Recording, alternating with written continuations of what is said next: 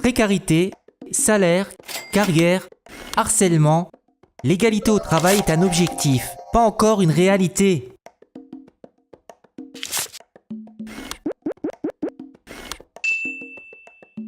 Les écarts de salaire entre les femmes et les hommes sont aujourd'hui estimés en moyenne à 24%, 18% dans la fonction publique. Dans l'éducation nationale, c'est 20% de temps partiel chez les femmes, 12% chez les hommes.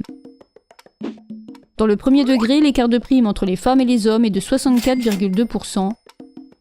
Parmi les recteurs, seulement 26% sont des femmes. À l'université, les femmes docteurs gagnent 10,5% de moins que les hommes. Chez les personnels BIATSS, 34,1% des titulaires sont des femmes.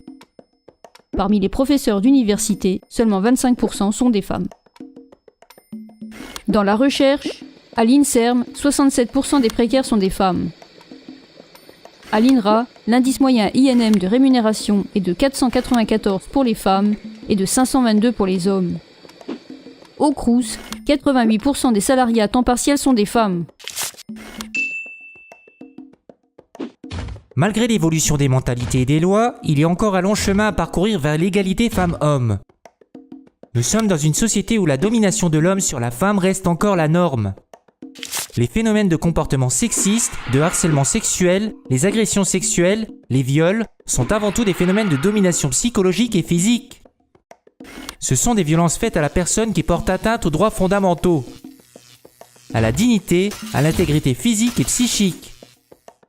Les violences à l'encontre des personnes lesbiennes, gays, bisexuelles, transsexuelles ou intersexuées rentrent également dans ce cadre de domination. Les actes LGBTI-phobes en France sont malheureusement très ancrés. SOS Homophobie recueillait plus de 1500 témoignages en 2016, une hausse de près de 20% par rapport à l'année précédente.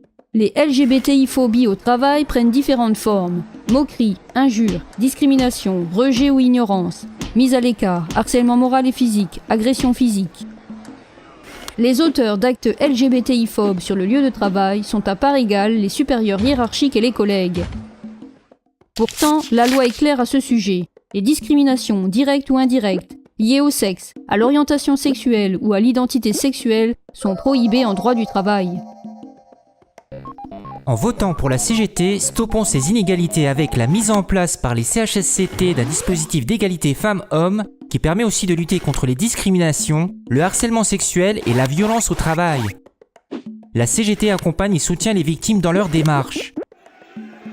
Pour les militants CGT, c'est la prise de conscience collective et la mobilisation de tous et toutes qui isolent les harceleurs, construisent la solidarité avec les victimes et créeront le rapport de force pour faire cesser et condamner ces violences.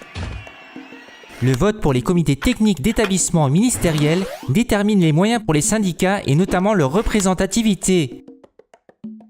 Pour avoir des élus qui défendent les intérêts des agents et salariés dans les instances comme sur le terrain, en décembre 2018, votez et faites voter CGT. Pour défendre nos métiers, nos droits, nos statuts et garantir le service public.